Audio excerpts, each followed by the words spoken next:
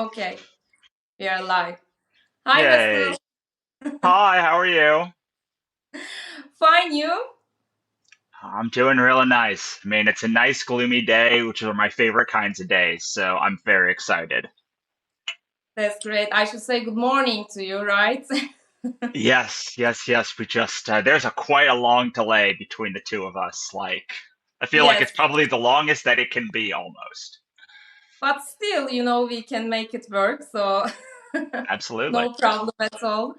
I'd like to say again, such a beautiful background with all these colorful paintings, and you were mentioning that you did all these. I It's did, and they're amazing. mostly a lot of them are from our books. So, like, this one is from our Ichabod Jones Monster Hunter. That one's our mascot. I just like pre-pandemic, I used to do a lot of painting and I would get like commissioned to do paintings weirdly. And I did a lot of conventions and they sold really well at conventions. And then during the pandemic, I decided when everyone redid their background, I was like, I have all of these paintings that I did. So I put a bunch of them up and it's nice. I don't have to do one of those virtual backgrounds. So thank you. Yeah, great. I should also work on my background. For the moment, it's just my room, but yeah, it's a mess, but still works. I think it's very Yeah, classy, so I love it. thank you so much. So, okay, today we are here to discuss mainly about how we are running Substack and Kit all together, and why Yep. creators might need another tool such Kit or Mailchimp or Beehive, whatever it is, in addition to their Substacks. And it will be really interesting to learn more about you, about how you are using your Kit to promote your work, to increase your sales and maybe growth. So you will tell all these, details to us. But before starting, maybe I can shortly introduce you for the ones who are not familiar with you. I'm so happy that I had a chance to do a written interview with you as well for Newsletter Circle before, and it is a really highly recommended piece because you provided so many in-depth insights about how you managed to grow your Substack to almost 50,000 subscribers and how you became a Substack bestseller with over 1,000 paid subscribers. Um, so you are also, actually you have a solid experience in online writing as well. You started in 2008 with a blog, right, if I'm not wrong, I and then did. since then you're an active writer, but in addition to that you are a USA Today best-selling author, speaker, publisher, and you are running a six-figure business.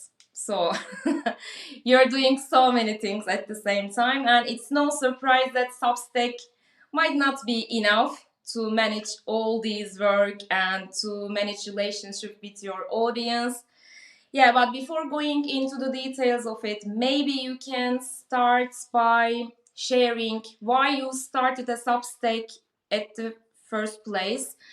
Because you were already running a six-figure business, you were writing online in blogs, etc. At which point you said that okay, it's time to start a Substack, and how do you position it in your content funnel?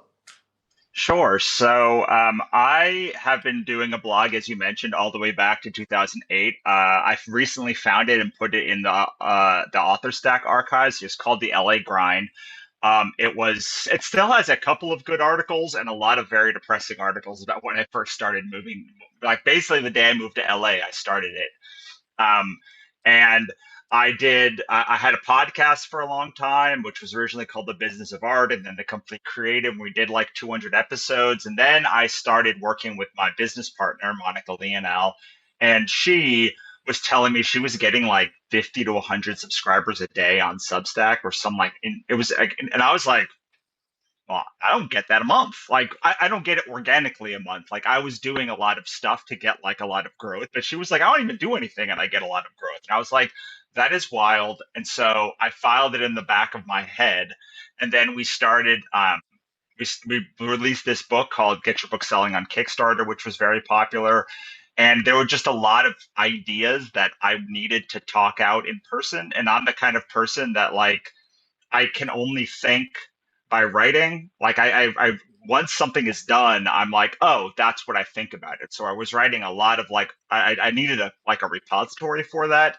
And so I decided to start a Substack because I was like, I'm going to test this. Like, Monica can't possibly be right that like you get this much organic growth from Substack, like of subscribers. Like, this is wild.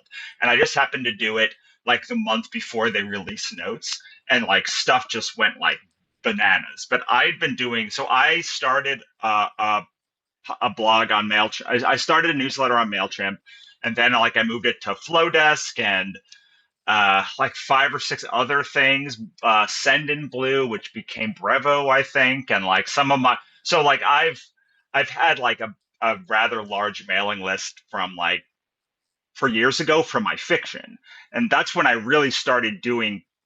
But like the reason I think my stuff works is because all people resonate with it is because like it works for fiction, like Hmm. and it works for nonfiction books, and it's very easy to so there's like two kinds of selling. Like there's pain point selling, which is what most people do in the fiction space, which is like money as end. I'm going to fix a pain point. You will give me money, and then I will keep doing that forever, and I will keep making money.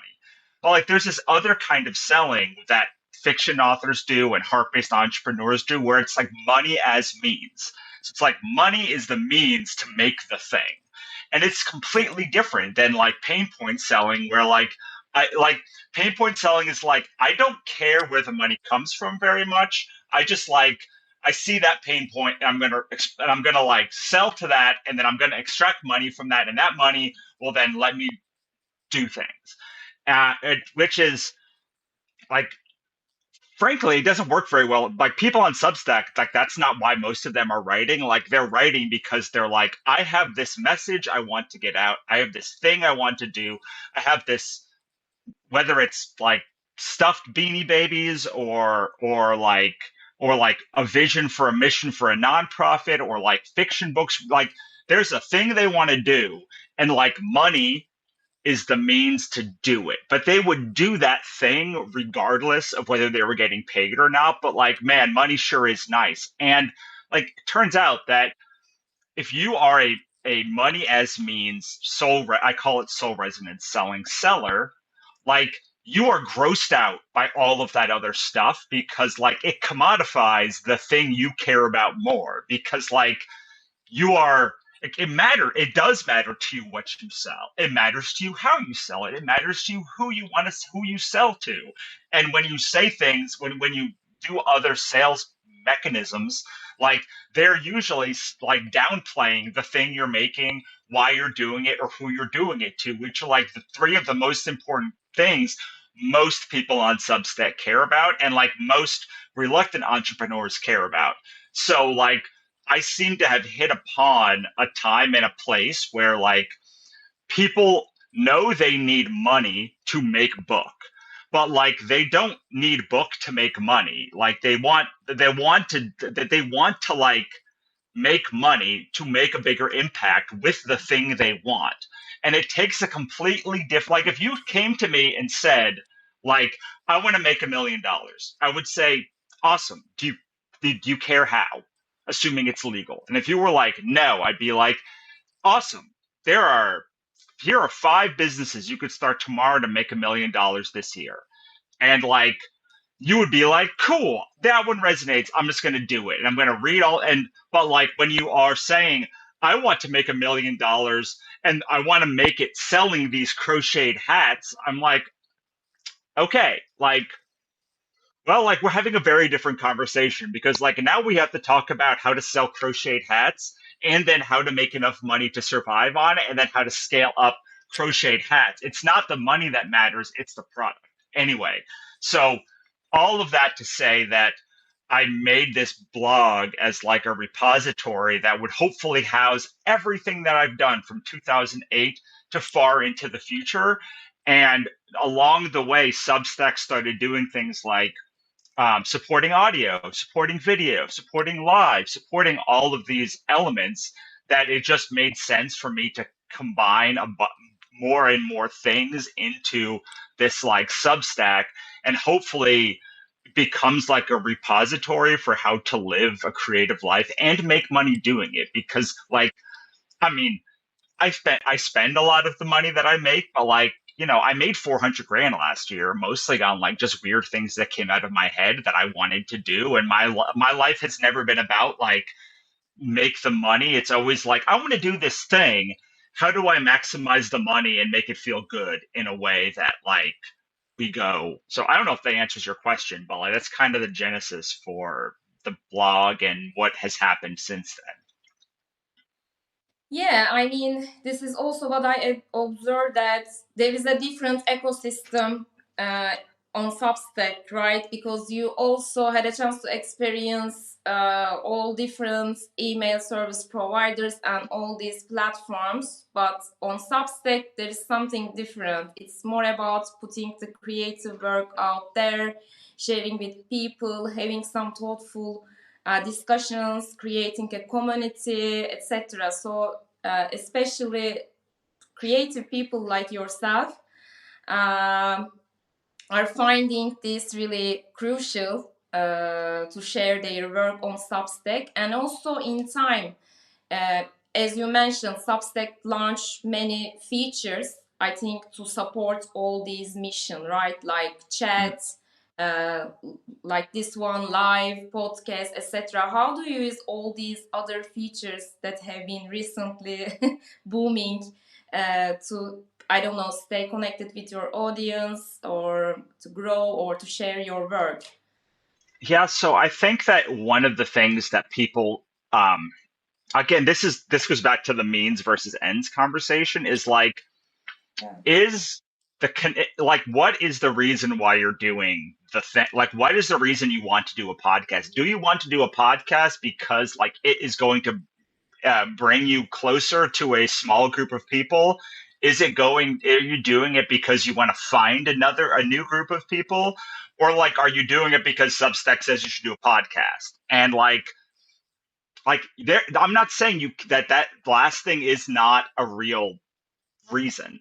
Like if Substack is like, I'm going to push podcasts, then they're going to push podcasts. And so like they're going to like, if you want massive growth, you should probably do a podcast. But like you should then do a podcast that is built for growth, not like a podcast that is like your weird little heart-based podcast. You should like do something. And the way you design those two things are very different. If you want to make your podcast like cool fruit trees in New England, like there's probably a very small ceiling, like low ceiling for that.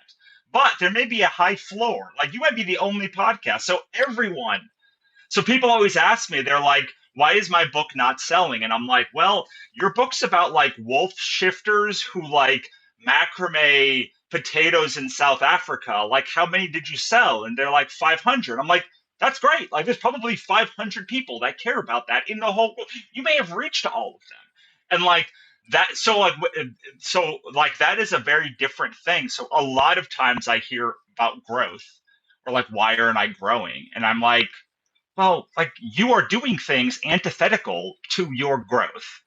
And like that's okay. Like I have no problem with you shooting yourself in the foot for growth tactics. I just want you to know where you're pointing the gun.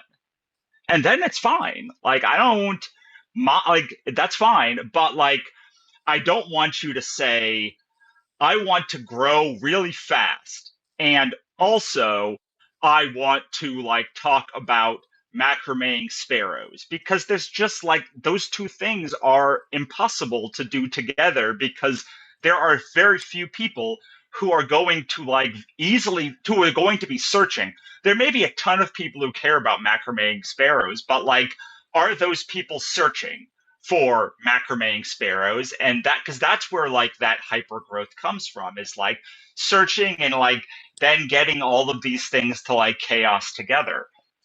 And so like sometimes I'm saying, look, you're very nice and I like you, and I mean no, but like I don't like live videos. I just like I my preference would be to do this on Zoom and then put it out later. that is just like I would prefer to not have video. But like there are a couple of things. Like one, you asked. Two, it is a really good growth mechanism for Substack. And three, like it's a pretty low lift. I showed up a couple minutes early. 2 minutes after this video, I'm going to turn to my desk and start writing for the day. So like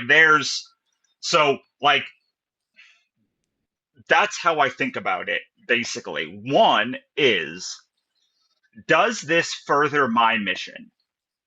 Mm-hmm. And so sometimes you want to make a course because you just need to show a screen share to like have maximum impact. And like, so sometimes, and like if that helps the mission, then like I'm inclined to do it. Two, does it help money, like the money situation? And if it hits both of those things, then I'm like, awesome. It makes me money and it furthers my mission. Amazing. Usually, but I also have done many things just for the money. I used to help authors grow their email list. Like I would like help them, and like I've done a lot of like consulting in my life. I don't love consulting, but like the money is good and I'm very good at it. So like I will do those things sometimes. I won't do things that like go against the mission, but if there are things that are pro mission and I also make money, or I just make money and it doesn't hurt the mission, amazing.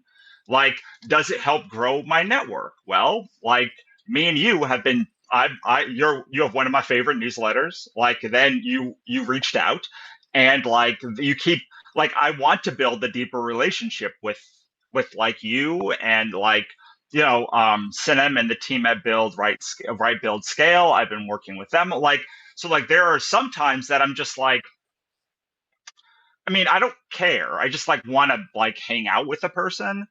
And I Mm-hmm. think that like those kind of things are lost when you talk about like growing, because like so much of growth is the function of the network that you have. And so much of the function of the network you have is like hanging out with cool people before they are in a position to help you. And then like you help them, they help you, and like you all grow together. And so like, but like that looks at the beginning like wasting your time because it's not leading to growth in the next 2, 6 year, maybe 5 years. But like as you do that over time, a lot of this stuff that seems like wasting your time actually is like the biggest growth metric that you can possibly have, because you only need one person in that friend group to go hyper viral, and like suddenly the whole group is going hyper viral, and then like there's other people are pushing you up, and so I I kind of have a very my words for the year are feral chaos. And like my goal is to just like let chaotic things happen and hope that enough good stuff happens to like get to for it to propel me up instead of blowing up in my face. So I used to have more strategy stuff that I do specifically, but once you get to a certain level, I think you just have to let chaos happen. Mm. Really nice. Yes. As you said, some efforts that you are doing, or I don't know, the time that you are spending, not all the time that you are spending shouldn't be linked to the growth directly. There are some different ways or indirect ways to boost growth over time. But for example, building authentic relationships, building collaborations, I don't know, meeting new people on Substack is definitely one of them. It doesn't bring, I don't know, immediate growth, but since you create your own circle and own community and build all these relationships, you can see their impacts. And it's not only related to growth, actually. You're learning from each other, you're supporting each other's work. You know, most creators are doing these things alone. And meeting new people from your circle also can motivate you, to keep doing. You just said that, okay, you're one of my favorite newsletters, this is something really important to hear from you. So yeah, for example, these live sessions, I also started these live sessions not to boost growth, actually, just to build deeper relationships with all amazing creators that I'm interviewing in a written way, but to meet them and maybe have some thoughtful discussions, which is not possible to do in a written way. Right. So you're right, but you're also using notes, right? For example, on Substack, if we talk about the features that you utilize to grow or you to share your work. What about chat, for example? Do you use chat or any other No, features? because I have a very low engagement newsletter. By that, I mean, like, I don't get a lot of clicks. Like, I don't get a lot of likes. Like, I don't get a lot of comments on my posts. But, like, I think that's okay. And we don't, like, most people are connecting through reading, which is like what I want. And so like I've tried chats many times. Like they just I don't like. It's not a thing I particularly care about. It's not a thing my audience seems to care about. Like engaging in comments. Like I hired Claire to like help me with engagement. Just like there's something about the way that I write that like doesn't really work. I think by the time someone finishes 365 ways to like talk about your writing, they're like, the last thing I want to do is talk about this again. I need like a year to process through this emotion. um, so I use the recommendations feature a lot. I also want to do things that amplify my leverage. So like every recommendation I get amplifies how many times I get seen. Like every time I'm shared, it amplifies the sharing. Like every time someone talks about me when I'm not in the room, like is something that I do care about. But like if you whether you comment on a post or like read it in your little hobby hole and like quietly um, quietly process it, like that is that doesn't matter to me. Like I don't need the performative like comments. So I focus on things that I think build leverage. So I do growth activities. I create anthologies and like I try to bring people into my publication to write for my publication or be interviewed for my publication so I can expand beyond that. I try to write posts that like are eminently shareable and like easily shareable and like they are self-contained inside themselves. And to go to the point of this conversation, which is like the kit stuff, like I want people to buy my books or like I actually don't care so much if they like whether they um, buy like a year subscription to the author stack or like but I want them to buy the book. I want them to like buy the course. I want them to care. I want them to feel transformed by the situation they're in. So that's why I have like 1,000 paid articles and such and resources on my Substack because like I just want you to be able to like have the transformation that you want to have and like give me $20 also would be nice. um so yeah, like I do a lot more like launch behaviors and like automation sequences and like 2 to 3 year long email sequences and like things that are going to like get people to open and read. But readers are like not a very engagement heavy group of humans. Authors are like they're just like they're introverted. They like to process things on their own and like that's okay. Some audiences, like my comics audience, is very engaging online, and like they also buy. But like, just because my readers and my authors aren't as engaging doesn't mean they're not performing the action that I want them to take, which is like to buy my book or like to come to my coaching session or to like or to say Russell is the right person to have a transformation with. I just need to find the right transformation and then I will pay for that or at least come and hear me talk for free. Mm-hmm.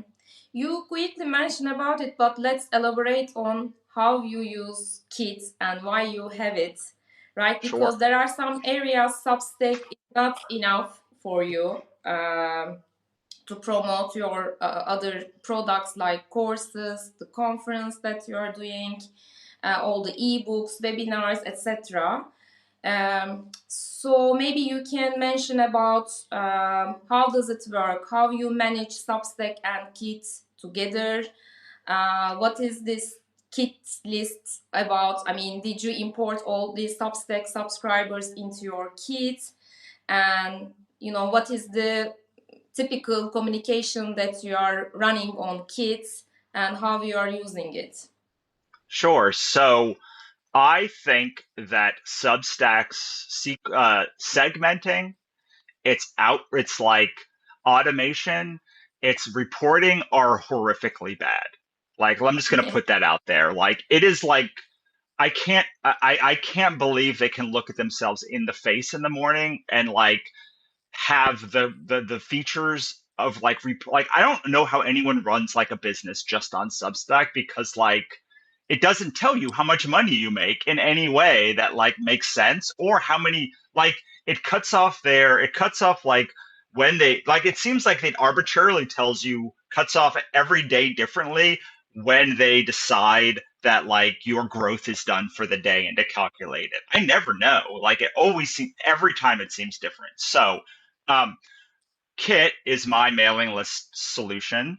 I think it's the best for writers, mainly because it's very easy to write. Like it's very easy to like do the things. It's like there are other such solutions which may be better, but like they also come with like impossible like like it's hard to write in them. It doesn't look pretty to write with them. It seems like the writing part was like the end result, like the last thing they thought about. Whereas with like Kit, it feels like it's like the first thing that they thought about. Like it's just very easy to like compose without chaos. Um, but like there are a lot of mailing list solutions. By the way, I do not think Substack is a mailing list solution. I will tell you why in a second. But like it could be Mailchimp or MailerLite or Flowdesk or ConvertKit is what Kit became. Aweber, Constant Contact, Sendy. There's just a billion. But like You also, I you also tried Beehive, right? I I did think try for Beehive. I did what try do you think Beehive. about? It is very good, but I could not figure out how to make it like do the like writing an email in Beehive is exhausting. It's just like there's a lot of colors. It's like not easy. Like the segmentation's not as easy as like I want it to be. Like it's made for people who are good at business, which like awesome. But like I'm a writer first who like does business things, and so like I don't want to get a PhD in segmentation to use your service. So Beehive didn't work for the way my brain works.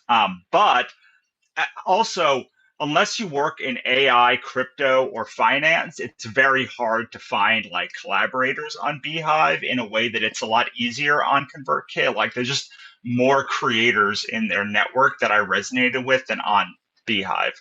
Um, but in order to be a mailing list solution, I think you have to have some sophistication where it comes to mailing list segmentation. And because I divide mailing lists and newsletter as two different events.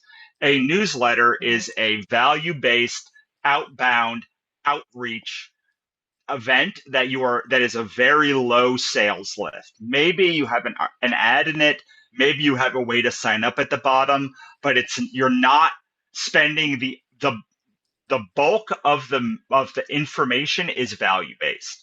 With a mailing list, like the bulk of the email is sales based. And the way that I determine which is which is, can someone read this post with on its own and have its own value based and like have a change, like feel changed by it. And like I do both. And yes, you can send email in Kit, but you can't schedule future emails in Kit in Substack. You have to send it when you have to be there to actually send the thing. So like you can send mailing list based things in Substack, but the Substack ecosystem hates mailing list based newsletters. It just like devalues them, not because they're bad, but because they don't have intrinsic value to like the audience outside of like that promotion. It also takes them outside of your ecosystem, which Substack also hates to amplify, just like any social media does. Okay, so I think you need a newsletter solution and a mailing list solution. And I think I think they should probably be separate so someone could unsubscribe from this bit and still get this bit, or this bit and still get this bit. Because there are a lot of people in your audience that just want to hear you selling when you sell things. And nobody believes me when I say this, especially creators, but like the value you are providing in your mailing list is to tell people when there are new things to buy. Like that does have its own value because they want to buy the thing. They don't want to subscribe to your cereal or your like deep thoughts on like pejorative capitalism or like your travel logs. They just want your next book or your next art project. And like so those people exist. You can say that they don't exist or not, newsletter humans, but like I guarantee you they do because I am that person for most writers. But they should know you from somewhere before they want to buy anything from you, right? They Right, should create exactly. awareness and trust in a way. And this is why we think like, someone on the mailing list should also be a newsletter subscriber because they will read all the things that I write there, then they will trust me, understand the value, and then eventually they want to buy. So maybe on this group that you mentioned on the mailing list who are not newsletter subscribers, they are maybe your older readers, or they know you from other platforms, right? Maybe they read your last book. Maybe they read a guest post that you did. Like maybe they, but like, yes, usually someone who wants to buy from you has either like found you somewhere else before, either whether that's reading your book or reading an article or reading a short story you did or like whatever, heard you on a podcast or something. Um, but like, yes, so like, yes, that is why you need both things. But Kit is terrible at like organic reach as far as like having a website or like anything where like you can't like just have Kit. And I don't think you can just have Substack either because Substack like is intrinsically terrible at like getting someone to buy anything that's not a Substack subscription. And it's also terrible, by the way, at bringing people off Substack to Substack and having them buy. In order to buy from Substack, you really need, it's like its own terrarium. You know what a terrarium is? Like you put stuff in, then you seal it off, and then like the people that buy from Substack only buy on Substack. Everyone else, nobody buys from Substack. They buy other things, but like there's very little overlap. So like you're almost creating a like self-sustained ecosystem inside Substack, and then another one of people who buy. I'm not saying nobody buys, like there are people, but comparatively, like very few people who buy on Substack buy other ways, and very few people who buy other ways buy on Substack. And that is how it's supposed to be. If somebody wants to buy books, they are not going to buy your Substack. They are going to buy books, but like they'll buy all your books. Like if someone wants to consume a podcast, they'll consume a podcast, but like they aren't going to read your 10,000 word treatise on the French Revolution because like they are a podcast human currently. People can change, people can fall into multiple categories, but I think when you talk about Substack specifically, like Substack is so good. Their Kool-Aid is so delicious. It's like so easy to drink it. But like the truth is that whether they have 5 or 50 million paying people, that's almost nobody. That's effectively zero people in the universe of people. And they have 4 million or 5 million or whatever, which is a lot. But like there are 8 billion people in this world, which means literally 8 billion of them don't buy on Substack, but they still buy other places. And so like they might buy on Amazon, they might buy other places, they might buy a book, which is why I think everyone should turn a blog into a book, because some people, way more people will buy your book, even if it's more expensive than your subscription, because that is a single finite object. So, Mhm. um, Substack is really only good at selling Substack to Substack and building value. Like they're very good at like building value and getting people to subscribe. But okay, I call an automation sequence pitching a perfect game. It is they will find you somewhere. Like someone will find you on an article. And then they might be like, I want to find out what more Russell's about. And yes, they can go to your about page. Yes, they can go to your index page, but like they probably won't. They'll probably just like buy like join your Substack and then wait for your next missive, which might be a good introduction to them, or it might be friggin' crazy pants banana sauce stuff that like just like will not make sense because they are not indoctrinated to how you think. So, what you want to do, whether you're selling them a thing or selling them nothing, is to like give them an automated series of events to get them to understand what you're all about. That just gets delivered to them passively into their inbox or somewhere. And like Mhm. Substack is atrocious at doing this. You always need more than one email. And I really don't want people to get other emails from me until they understand the context for the article that I just sent them, that they found me to. So, in order to do that, I have a very complicated system where uh, the emails come to Gmail. They get filtered and tagged in Gmail as like a free subscriber, a paid subscriber, a billing fail, whatever it is. And then they get archived immediately. So I never see these emails. Like they literally come in, they get tagged, and they go away.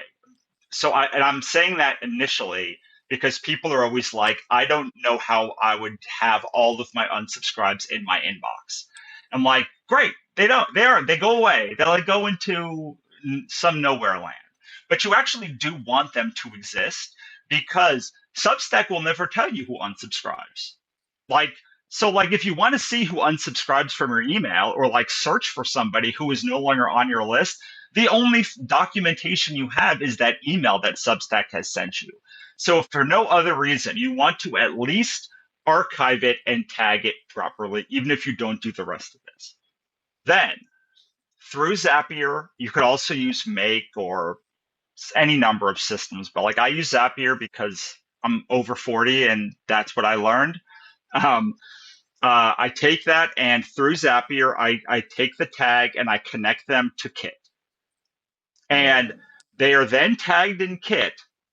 They are then removed from any Kit emails that they may be part of until they finish my automation sequence.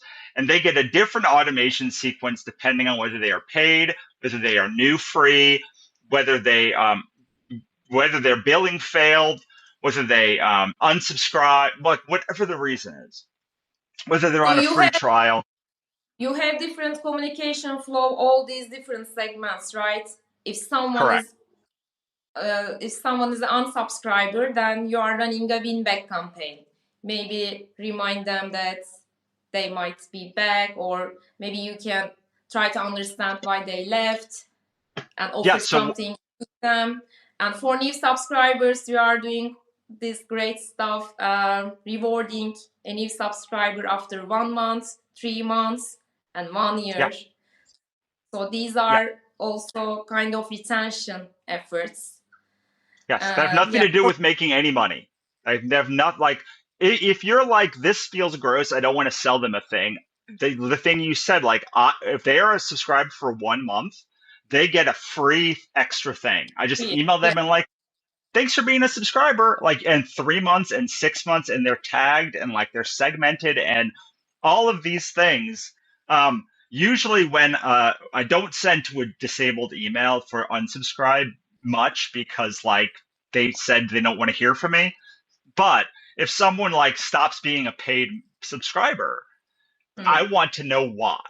And this is mhm, how I found out recently that when they get the email for renewing their subscription, if someone had a discount, the email doesn't say they had a discount.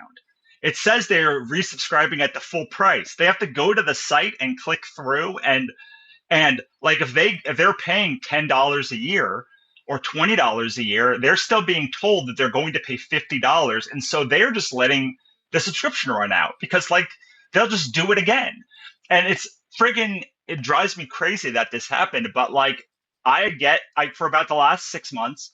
One time a month, I will get an email that's like, "Oh yeah, I unsubscribe. I like stopped paying because like it said I wasn't going to get my discount again." And I'm like, what percentage of people are unsubscribing because they're not getting the discount again that they would get? Like, it's not me saying, like, even Substack will reward the discount. It's just that when the email goes out, it doesn't say that they get a discount. Um, yes. This is also an uh, operationally overwhelming process, right, right? For many creators. And okay, you have huge experience with different email service providers, tools, you are using automation tool like Zapier, etc. Even for you, you're spending time to navigate and figure out all these things. But imagine that I'm a I'm a creator with 4,000 subscribers, and I right, decided to sell courses. And this is the point that I will need a proper segmentation, right? right. So Then here, let's see if I can find it. Like, so can I turn this around and nope, oh, there yes, we go. you can do. Oh, okay. So like this is my email sequence that I send to AuthorStack people. And so I like showing it because it's pretty easy to set up. Like this is a pretty low lift in Kit. This is why I like it. All of the emails are on the right side. To add another email, you just click add email, and then it pulls up this thing and it says when should it send. And then you can pick in your and then you go to this automation, and here's the actual automation that comes in. So let me see where the one is for. Mm, it's a bit difficult to read for me, but Yeah, well, I'll push it in when it goes in. So, okay, so when someone is tagged to one of these tags, hmm, they then get tagged for this, which goes, which I have some other automations about unsubscribers that happen here, but then they get this author welcome sequence. And yeah. How then many emails do you send to new subscribers, for example? thir- 13. 13. 13 because, hang on, let me turn this around again. But I started with three or 3, five. yes. I recommend like 3 or 5 And how long email. does it take? How long does it take to finish this sequence, like sending all these 13 emails? Um, it takes about a month because I send every Tuesday to my wannabe press list, and then I have an article that releases every Wednesday, and I don't send on those days. And then if Mm-hmm. I do a second email, I would do it on Friday. So I also don't send on Friday. So they're getting emails every day, but not on like those specific days. And so I, I wanted to show that because I set that up once, Mm-hmm. and like I like never have to set it up again. I just like now all I do is I go into the sequence and update the sequence. Um, and usually when you do, so what I recommend people do is when they have their next, so like let's say you're going to do a course, you're probably going to send emails about the course Yes. as you like are promoting it. All you have to do then is take those emails and like make a sequence for them, And so you can sell them forever. And like that's why launches and book launches and Kickstarters and even when you do like a pledge drive kind of launch for Substack can be so effective because like you can then take the information, the best information, the ones that caused like the most excitement, the ones that the most people bought, and like turn that into like a perfect automation sequence. So like everyone who hits your thing, like suddenly is you. That's why I say it's pitching a perfect game because it's like all your best stuff. Even if you don't want to sell a course, you should go through and find the most engaging content that you have and like send that to them in an order that like they can like a new subscriber can say, "Oh, I understand the value now. I was overwhelmed." Yes, I mean, it doesn't have to be a course selling. Even like this welcome sequence is something really important to warm up new subscribers and to make them understand what you will provide and the real value in it. Because otherwise, someone is subscribing and getting one email every week, and maybe they miss some of them. So it's Right, really difficult to make them understand what we are really offering, and then turn them into buyers for your right, courses, products, etc. But yeah, as I said, this is something maybe confusing for many Substack creators. So that's why people are trying to increase their paid subscribers, activate it, and then focus right, on increasing paid subscription, right? Maybe this is also maybe the reason why Substack isn't improving their user analytics, is because they right, want to keep it as this and push paid subscription site, right. right? Yeah. Otherwise, I don't see any reason for not Well, doing it. and the reason that I use Zapier is because there's no API for Substack. So I have to Yeah. use Gmail to like do any of the work that I do. So for somebody who wants something simpler, I just want to show this. This is for my, so when someone downloads a free book from my God's Verse Chronicles universe, they get they usually get the first book. And I send an email that says, "Thank you. Here's the God's Verse. Here's your download link." And then I have these very simple emails. One that explains Portal Fantasy and what the book is. It says, "This is a Noble Bright series. Each book Mm-hmm. takes place on its own. They can be read separately, but it's better to read them." And then it says, then I have this is the number one thing that people say as praise. "You make me feel like I have agency in a chaotic world." And yes, there's a discount for their special, but like you don't have to have this discount. You can just say, "Hey, Mm-hmm. this is the feeling that you are going to get from my books. Do you like that?" And then the next one is just like, "Here are some reviews that people have said about the God's Verse Chronicles." And then it's like, "Here are some reasons to read more."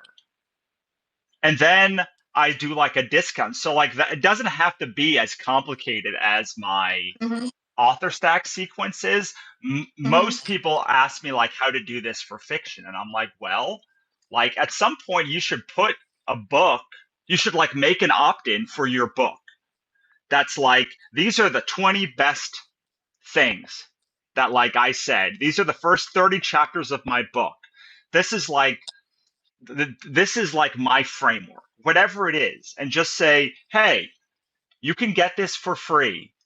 And like in the first, like download this part, it'll give you all of the good information so that you can understand where we are now. And we can develop the language together. And then when someone opts into that and they become what we call a hot buyer who like is interested, then they can be like, "Okay, so let's break apart this thing. Let's say why we need this. Why do we need an email sequence? Why do we need these things? Like, who is this character? Like, why should you support me telling more blah blah blahs in this universe?" Like, it people always sit here like automation sequence and they're like, oh my God, like that. I don't want to sell anything ever. But I think at least something like that, or even saying somebody who joins my mailing list, someone who joins my Substack gets tagged as like new subscriber level one. And then Mm-hmm. after 1 month, they get tagged as level two. And at level two, I want to email them something that's like, here's a free course, here's a free video that I have.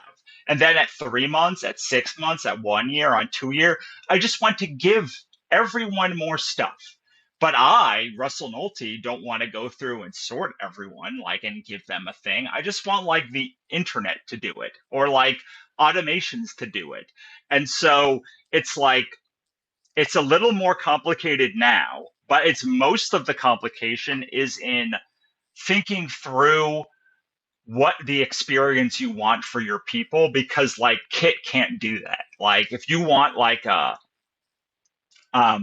if you want one of those level sequences, if you want like a sales sequence, if you just want like a indoctrination sequence, they actually on Kit have like examples of all of these things that you can use.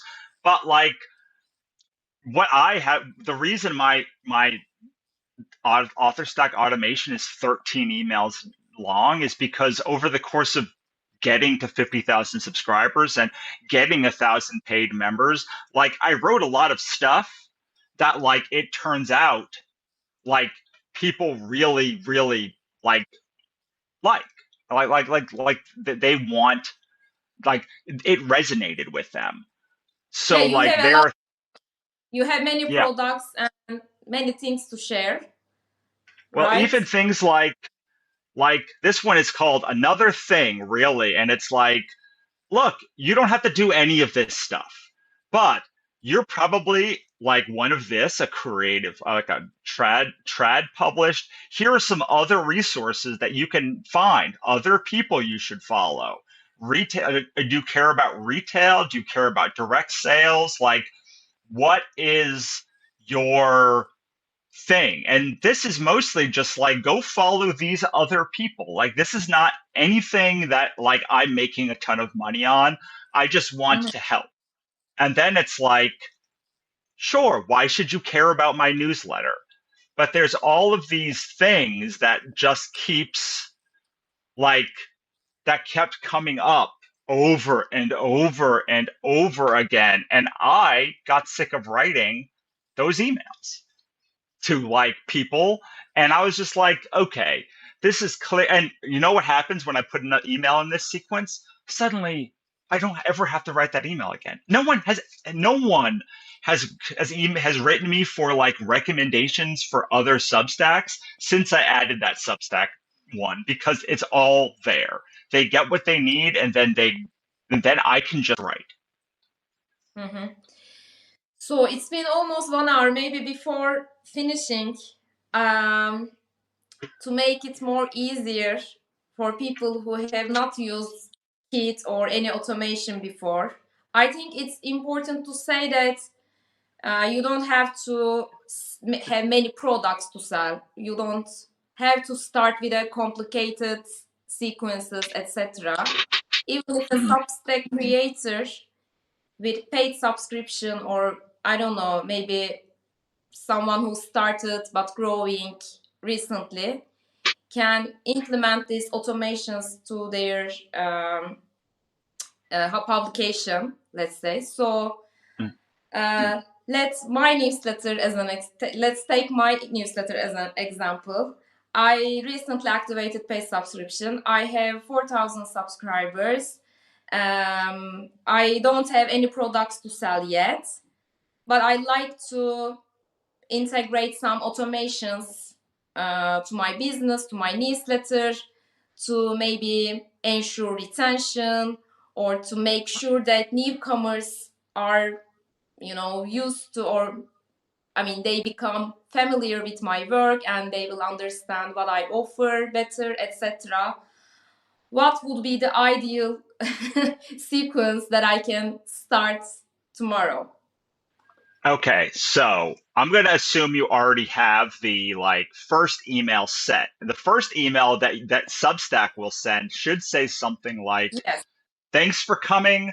Please reply with like your biggest problem so I can send you a resource, and also like here's a book that like have has my 20 best insights for creators." So like I'm gonna assume you have that handled.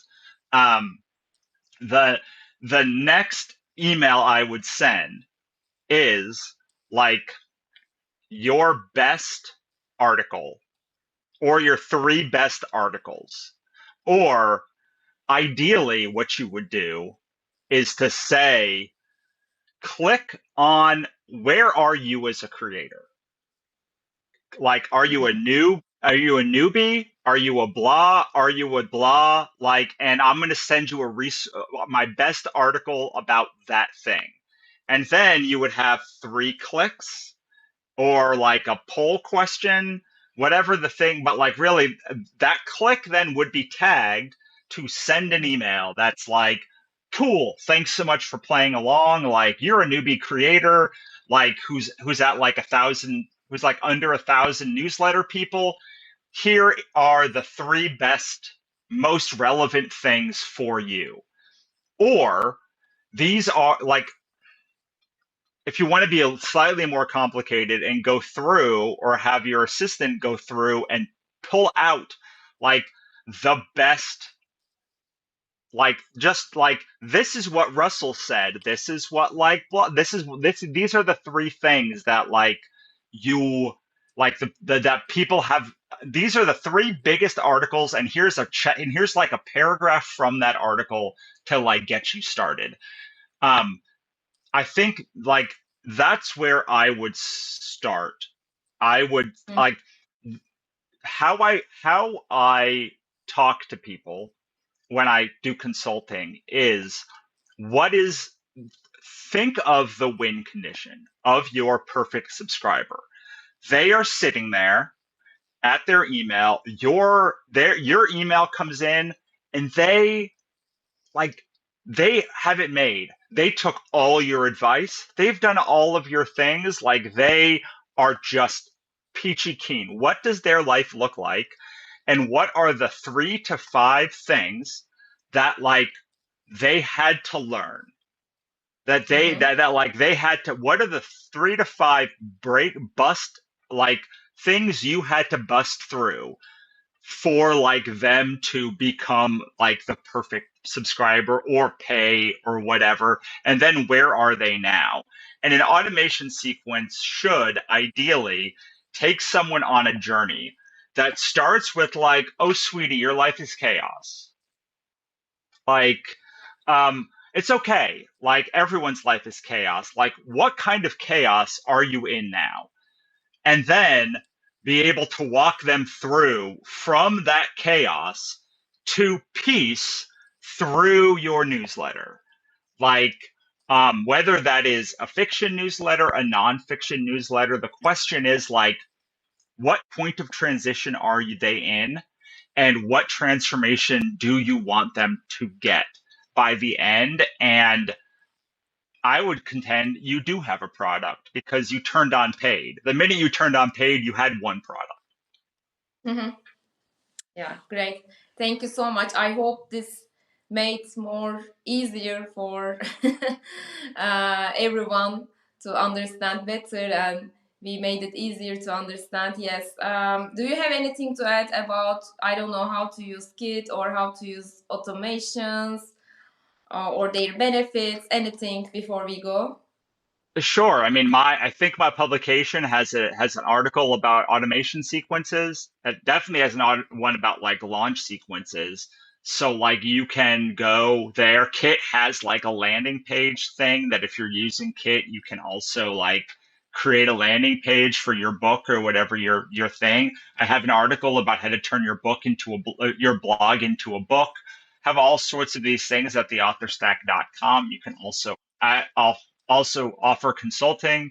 You can email me at russell@wannabepress.com and ask whatever questions. But like, it's the kind of thing what my friend would recommend is like make a suck list.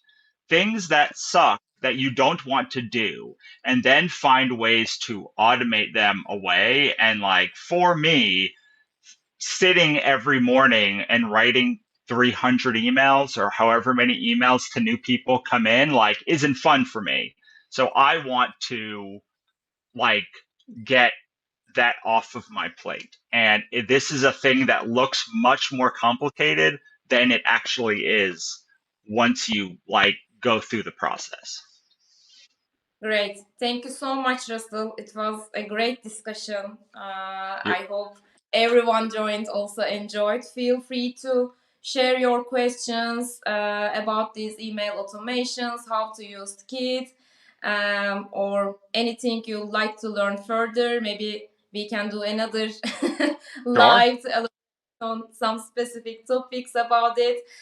You also said that you have an article about these sequences, right? I will add this live recording on Newsletter Circle page, and we can provide some links if you'd like to share with the audience so that they can have a look and have an idea about how to kick off I automations. actually I have one. It's called How to Automate Importing Substack Subscribers into Kit Through Gmail. It's Ah, perfect. This is basically what you were telling us today. So yep, it will be also nice to add this link. I will get in touch with you. Thank you so much again, and hope to see you soon. sounds great. All right, bye. Bye bye.